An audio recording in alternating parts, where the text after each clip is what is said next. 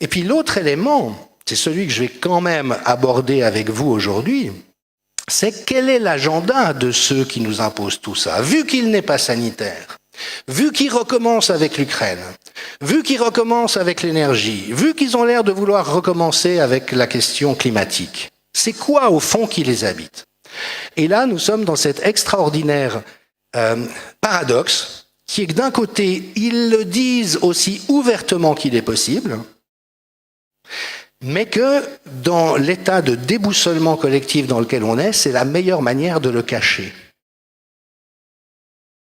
Et ils le disent, ce qu'ils veulent, c'est une identité numérique qui permette de faire en sorte que chaque déplacement, chaque mouvement, chaque achat, chaque acte de chacun puisse être surveillé en permanence. Et Yuval Harari l'a dit. Il a dit, cette crise du Covid a montré qu'on pouvait, pour des raisons d'utilité publique, faire en sorte que les gens acceptent d'être séquestrés à domicile et d'être limités dans leurs déplacements et surveillés en permanence.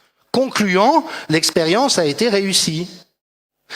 La crise en Ukraine, un ancien colonel des services secrets suisses, Jacques Beau, qui était le contact avec l'OTAN, dit publiquement « Tout ce que vous entendez par les médias mainstream sur la situation en Ukraine n'est que de la propagande. » L'ancien contact de l'OTAN. Vous voyez, on ne fera pas de moi un pro-Poutine et un pro-guerre, c'est toujours les populations civiles qui subissent les conséquences des guerres. Mais tout ce qu'on vous dit jour après jour dans les journaux et les télévisions est archi faux et n'a pour but que de vous faire accepter des choses que nous devrions tous refuser.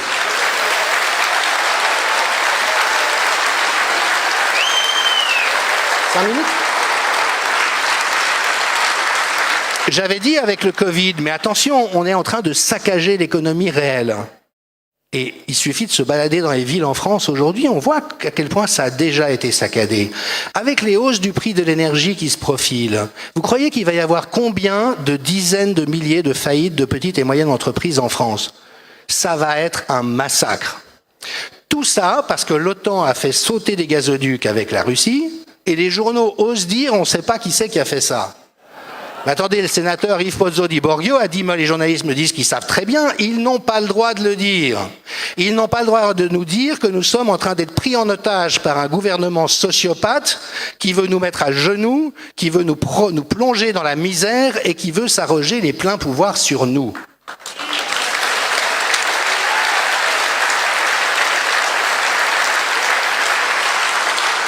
Et c'est là, en effet, où il faut voir plus loin que la question sanitaire. Alors moi, en tant qu'anthropologue, ça m'intéresse parce que la question énergético-diplomatique avec l'Ukraine, c'est isomorphe du Covid. C'est les mêmes narrations, présentées de la même manière, avec la même pensée unique, la même agressivité contre les gens qui continuent de penser et de dire des choses intelligentes. Et puis la finalité de tout ça, c'est CBDC, Central Bank Digital Currency. C'est dans le pipeline, ça va sortir dans très peu de temps. C'est quoi? C'est que pour l'instant, quand vous faites affaire avec votre carte de crédit ou de débit, votre carte bancaire, vos transactions sont sécurisées par la confidentialité que vous accorde votre banque. Et puis, une fois par jour, les banques échangent toutes leurs transactions, sans dire qui a acheté quoi, mais les transferts se font, et ça recommence chaque jour. Le CBDC, ça veut dire qu'il y aura une banque centrale qui, en temps réel, saura quelle opération vous êtes en train de faire. Et donc, peut intervenir pour bloquer la transaction. Donc, s'il y a un confinement qui dit que vous n'avez pas le droit d'aller à plus d'1 kilomètre de chez vous, et que vous faites un achat à 2 kilomètres de chez vous, vous ne pouvez pas acheter. Si vous avez déjà acheté 200 grammes de viande une semaine, le 7e jour, vous avez dépassé le quota 30 grammes par jour, vous ne pouvez pas l'acheter. Crédit carbone, crédit essence, crédit ceci, crédit cela. Et le jour où ces géants vous coupent l'accès à votre monnaie numérique, eh ben, vous n'avez plus aucun moyen de subsistance. Alors, il faut bien comprendre que derrière ce gouvernement mondial qui se met en place, tous les dirigeants de nos pays sont des pantins d'un cercle qui s'appelle le World Economic Forum, que personne n'a élu, qui représentent les plus riches, les plus mafieux, les plus sans foi ni loi, ils se sont accaparés le pouvoir dans tous nos pays. Ça n'est plus le peuple qui décide. Est-ce que la France a approuvé le traité d'Union européenne? Mais ils s'en foutent. Peu importe ce que les peuples pensent. Dernier Premier ministre anglais, pas indien, sorti de nulle part. Il n'a jamais rien fait, il n'a jamais milité, il n'a jamais rassemblé des gens autour de ses idées. Ça n'est qu'un pantin du World Economic Forum. Et ces gens disent très clairement ce qu'ils ont à l'esprit. Ils veulent robotiser les êtres humains, réserver le meilleur de l'existence à un groupe extrêmement restreint, et cela passe par l'instauration d'une identité numérique, du crédit social, qui fait que demain, s'ils peuvent savoir que vous êtes venu à une assemblée comme celle-là, vous n'aurez plus accès à votre compte bancaire pendant une semaine. C'est ça le monde qu'ils sont en train de préparer, si on recoupe toutes les hypothèses qui sont sur la table et ce qu'ils disent eux-mêmes ouvertement. Le Forum économique mondial a des ressemblances extrêmement troublantes avec le nazisme. C'est la même idéologie, le transhumanisme et le nazisme, c'est la même idéologie, les sous-hommes, les surhommes. Le fait qu'il faut tout contrôler, qu'il faut avoir pris possession de la vie des individus dans chaque recoin. Les nazis se sont réinfiltrés après la guerre dans le gouvernement américain, dans les réseaux de recherche scientifique américaine, à l'ONU, Kurt Waldheim, ancien nazi, Commission européenne, un des premiers commissaires était un nazi.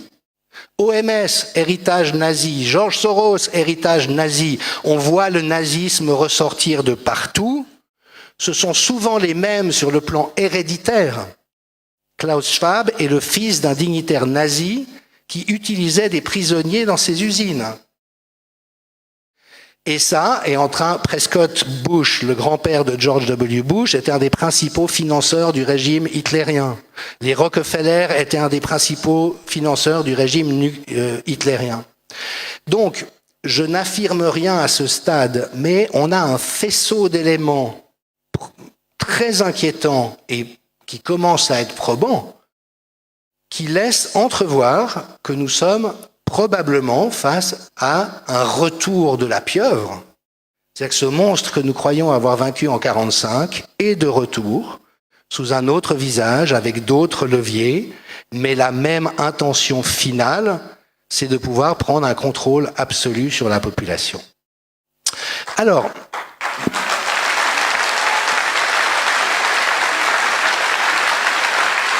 et je dirais comme d'habitude, je rêverais de me tromper. Si en fait je me trompe et que c'est des bons gars avec des très bonnes intentions et qu'ils ont notre bien à l'avenir, je serais le premier à être ravi de me tromper. Mais c'est pas ce qu'on voit pour l'instant. Alors, qu'est-ce qu'on fait dans ce genre de circonstances? Et j'en terminerai avec ça. J'ai encore 2 minutes? 2. Voilà, j'en ai 2. Parce que, vous voyez, la dérive totalitaire dans laquelle on est, Ariane Bilran, qui est normalienne, philosophe, docteur en psychopathologie, c'est la grande spécialiste des dérives totalitaires, dit le totalitarisme, c'est un délire résonnant. C'est-à-dire qu'il est délirant, quand on dit il ne faut pas soigner les gens, il faut les laisser chez eux avec du dafalgan, c'est délirant en termes médicaux et de santé publique. Mais c'est résonnant. Vous voyez ce que je veux dire? On peut l'expliquer avec des raisonnements faux, mais qui ont l'air de tenir la route. Et donc, il faut savoir que quand nous interagissons avec des gens qui sont captifs de la doxa, nous avons en fait affaire à des gens qui délirent. Ce à quoi je veux en venir, c'est que ça ne sert à rien de vouloir raisonner quelqu'un qui délire. Et de la même manière, ça ne sert à rien de chercher à s'opposer à des autorités perverses et corrompues avec de la bonne foi et de la sincérité. Ça ne marche pas.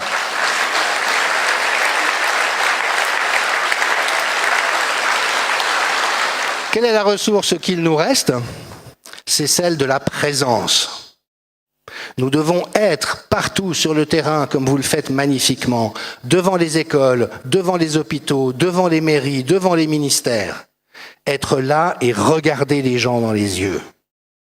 Parce que quand vous avez en face de vous quelqu'un qui n'a pas peur, qui n'est pas enragé ou avec le fantasme de vous démolir, mais qui vous regarde droit dans les yeux en vous disant « mais c'est juste ignoble ce que tu es en train de faire et tu devrais avoir honte ». Il y a quelque chose dans notre humanité qui tient Et ça n'est que en nous appuyant collectivement sur notre humanité que nous y arriverons. Il faut envoyer des courriers aux directeurs d'hôpitaux, envoyer des courriers à la presse, après chaque article. Mais vous n'en avez pas assez de parler d'anti-vax alors que l'expérimentation en cours soulève énormément de questions qu'il serait de votre devoir de traiter impartialement dans vos colonnes. Écrire aux écoles et aux directeurs d'école, il n'y a aucune étude au monde qui montre l'utilité du masque alors qu'on sait que ça asphyxie les mômes, l'hypercapnie, et que ça augmente les infections de toutes sortes. Leur écrire, mais vous n'avez pas honte d'abuser et de torturer ainsi les enfants alors qu'il n'y a pas une seule étude qui justifie ce que vous êtes en train de faire. Et je pense que c'est vraiment dans cette voix haute, claire, forte, posée et qui surtout n'a pas peur et n'a pas peur de dire les choses que nous avons une chance de les mettre en échec parce qu'il va y avoir une explosion. Mon maître en anthropologie vient d'écrire l'ère des soulèvements, il va y avoir des soulèvements, il dit même le sang va couler. C'est triste, je ne l'appelle aucunement, mais quand vous maltraitez autant une population de manière aussi perverse, tôt ou tard, vous avez des flambées. Nous allons vers des temps extrêmement difficiles. Notre devoir à nous, c'est le calme, la clarté, la fermeté et l'irréductibilité qui, paraît-il, est une vertu gauloise. Merci.